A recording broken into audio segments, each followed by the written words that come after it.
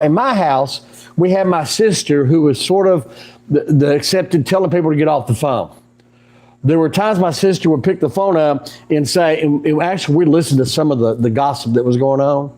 And then my sister would say something like, get off the phone, we need to use it. Now, a lot of those people that were talking on the phone were church members, and so we'd get in trouble as soon as they talked to my mom or dad. But we have this way of wanting to talk to God, and we sometimes think he's not listening to us or there's too many distractions going on. Well, that's not the case. When we talk to God and when we communicate with him, he is listening to us without any distractions. So look with me here, Philippians chapter 4, starting in verse 1. Therefore, my brethren, dearly beloved and longed for, my joy and crown, so stand fast in the Lord, my dearly beloved. Look what Paul's saying here. He's telling the Philippians, I miss being with you. I love to be with you. And he calls them my joy and my crown. That is an exceptional way to say, I appreciate you. I love you. I want to be with you. And he communicates with that. Now, the Philippians church was like any church, be either modern or in the past, that goes through struggles at times. Just like any family, there's disagreements amongst members. That's normal. There's nothing abnormal about people having disagreements. My wife and I disagree sometimes. My boys and I growing up would disagree. I disagree with my parents at times. That's just normal human nature. Well, Paul addresses this. I was looking at this, and I hope I don't butcher their names, Euodias and beseech Syntyche, that they be of the same mind of the Lord. Now, these two ladies were having a problem. We don't know the difficulty or the specific problem, but these two were in a disagreement. Paul is addressing them specifically. Now, you're going to say, what does this have to do with prayer? I'm going to get to that in a moment. But he is saying, you two need to get along. Have the same mind. Now, when you say have the same mind in church, what does it mean? Does it mean what songs we sing? Does it mean what particular sermons? No, what it means is we are about spreading the gospel. Nothing more, nothing less. That is what our duty here is. We're here to worship. We're here to honor God. But we also, and most importantly, are going to share the gospel, whether it's in the church or outside the church. That is our normal duty. Everything else is just, if you will, icing on the cake. What type of pictures you want to hang in the sanctuary, how you want to put things around and dress. Those things, although they're important, I'm not making light of them. When the grand scheme comes down, it's about what God says is to share the gospel. Jesus gave the Great Commission, go amongst the world, and I'm paraphrasing, and share the gospel. That's what we're about. And so Paul is saying to these two, y'all need to get along. Whatever animosity it is, y'all need to stop. Now, I will say this about Paul. Historically speaking, he was very straightforward. He was the type of person, if you asked him a question, he was going to give you an answer. 2, he did not have time for all the little problems that began to happen in his missionary journeys. He was not concerned with those things because he's like, we got to share the gospel. Paul lived like, I don't have time to sleep and eat and do that and take care of myself. I got to share the gospel. That's what Paul is admiring and asking us to do. He goes on in verse 3. And I entreat thee also, true yokefellow, help those women which labored with me in the gospel, with Clement also, with other fellow laborers whose names are in the book of life. This is important. He mentions like here 3 names. 2 that were having problems with Clement. Now, some people have wondered who this Clement is. Is he one of the Roman centurion soldiers that became a Christian? We don't know, historically speaking, but we do know that Paul's addressing saying, get with him and y'all come up with ways to what? Share the gospel. You come up with ways to help the church. This is important. Now, we're going to get into how this deals with prayer, but it's important to understand the first 3 verses deal with a longing, correction, and work. He's longing to be with you. He tells the 2 people, hey, y'all get along. In 3, it's time to get to work. Now, this is important. He's addressed the issues that are out there. He's addressed what some of the problems may be, not specifically, but in general. But look what he says here in verse 4. This hits in prayer. Rejoice in the Lord always. And again, I say rejoice. Think about that. This is a man who had everything wealth, notoriety, fame. He had the ability to do with whatever he wanted. He had leadership, politically connected, not just to the Pharisees, the religious leaders of the Jewish nation, but also to the Romans. Everybody knew Paul, or his name was Saul, actually. But on the road to Damascus, he was converted to Christianity. He had you heard the expression, come to Jesus moment? He had that. And so we see this, and he is saying, I had all this stuff, I lost it all. But I can rejoice. He tells us later on in 1 4:13 of what we should do and how we can live. But he's pointing out here, rejoice in the Lord. Always rejoice. There are times in your prayer life where you're not going to feel like rejoicing. There are times in your life you're not going to feel good.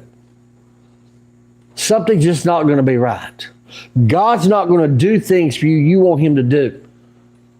God's not going to answer that prayer. He's not going to heal that illness.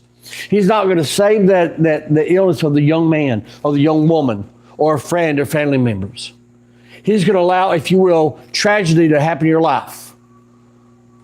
I'm not suggesting that your prayers can't be answered.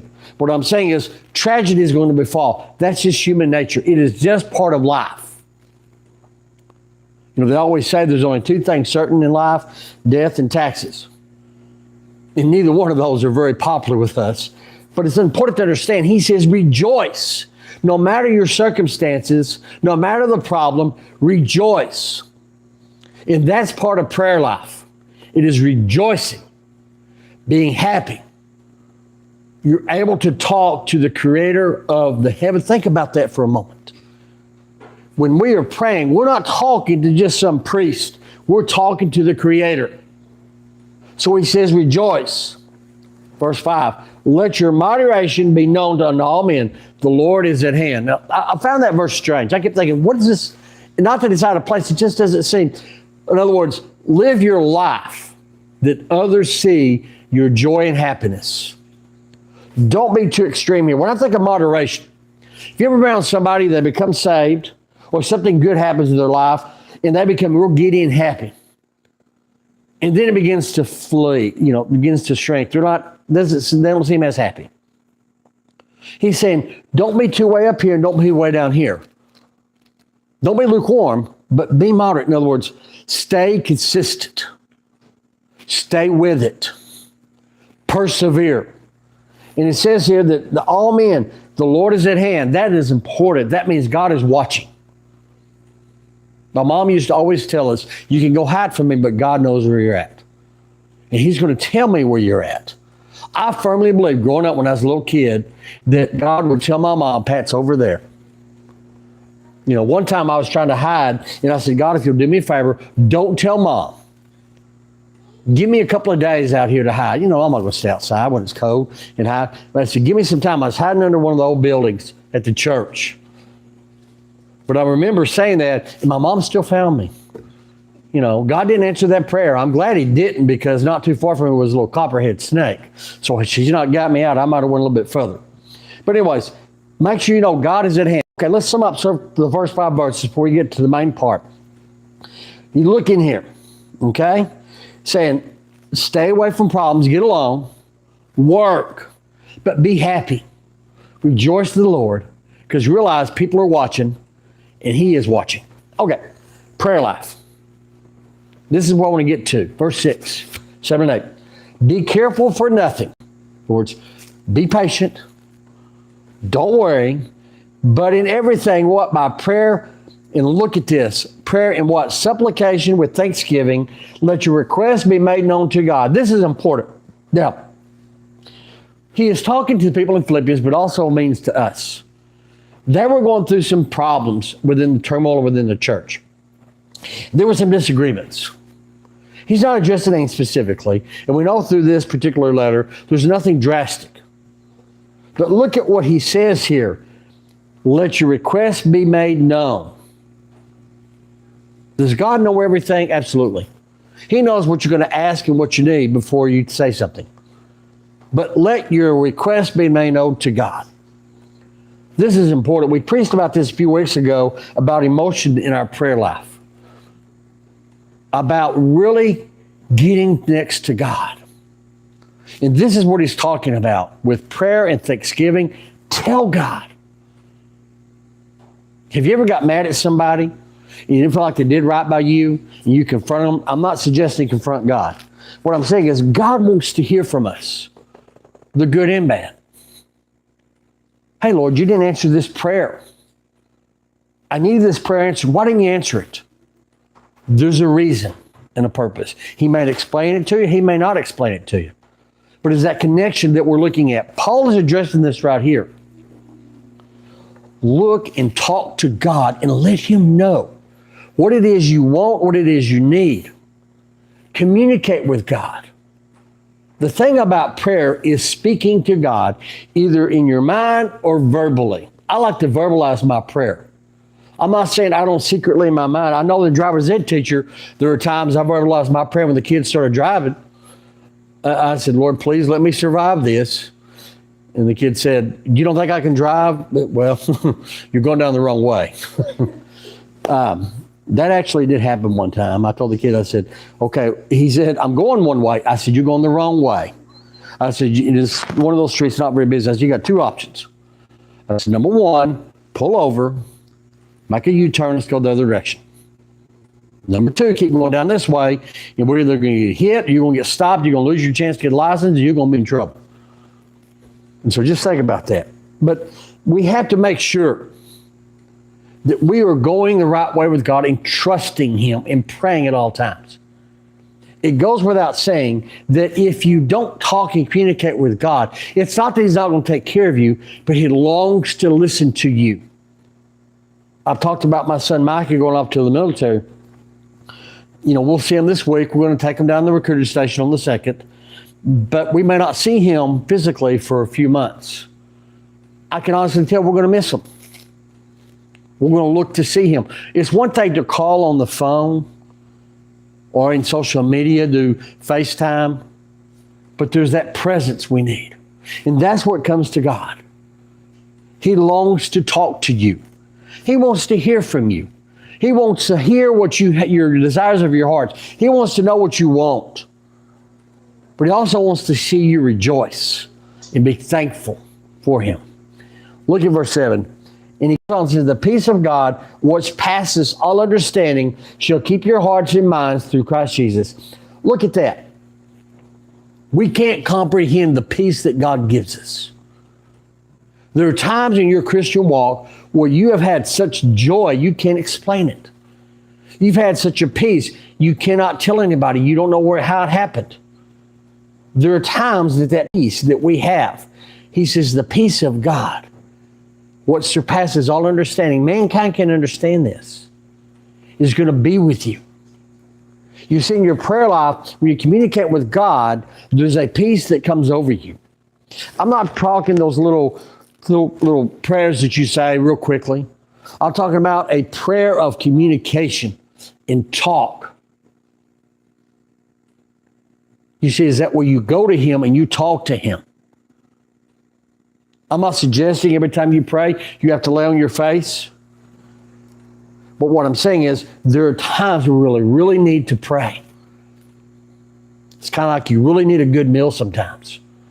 There's nothing wrong with a sandwich, but sometimes you need a good meal. The same thing with prayer. You need a good meal. And this goes into our last verse. Now, even though this is not a specific call to a certain prayer, look at what he says here. This is where our minds need to be at all times, whether it's a prayer life or just a journal life. And it's hard to do this. It's hard to focus on just these good things because we're all human. As adults, we've been driving in traffic and somebody cuts us off. Or you're driving down the road and some kid comes up beside you playing really loud music. Or you're at work and somebody says something that hurts your feelings. It's hard not to say something or want to do something. But look what he says here. Finally, brethren, whatsoever things are true, whatsoever things are honest, whatsoever things are just, whatsoever things are pure, whatsoever things are lovely, whatsoever things are good report, if there be any virtue, if there be any praise, think on these things. Our prayer life. our focus should be specifically on God. He gives us some examples here to focus on things that are virtuous, honesty, integrity. When it says lovely, it's not an outward beauty, it's an inward beauty. That's what we're to focus on. And in our prayer life, it's so easy to get distracted. It's so easy to get our mind focused another way. One thing I like to do is play Christian music. Not loud, blaring, but the meditative music, instrumentals. And that gets my mind focused. That's just for me. It works for me. It helps me think. It helps me just calm. It's that moment you can communicate with God. Sometimes you can't say it, but you can think it. That's why it says, think on these things. Look at this. We've been talking about prayer the last several weeks. We've been looking at prayer and how our prayer life is. My question to you is, and I've talked about this every Sunday, where's your prayer life? How often do you communicate with God?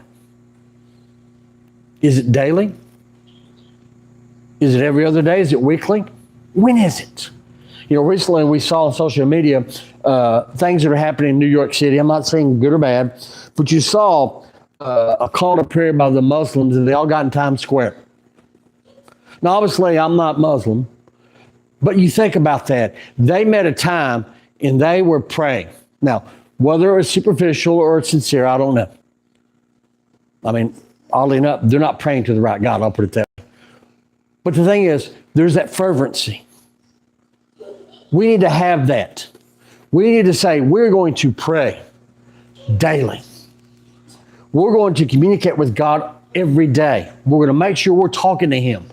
And not just the God is great prayer, but a prayer of communication. That's where we need to be in our prayer life. We need to constantly pray to God every day. Whether it's in the morning, in the middle of the day, or in the evening. Communicate with God. The key to any great relationship is that ability to talk to somebody. Communicate with them. That's what God is calling us to do. To communicate with Him. My prayer is that we are communicating with God every day. My prayer is that we are talking with Him all the time. My prayer is that we're as energetic as He is in our prayer life. I wish I was that energetic. I could get a lot of stuff done. But that's what our prayer life needs to be. With enthusiasm, with energy, with thanksgiving. Let your requests be made known to God. Let's stand, please, and turn to page 307. Page 307.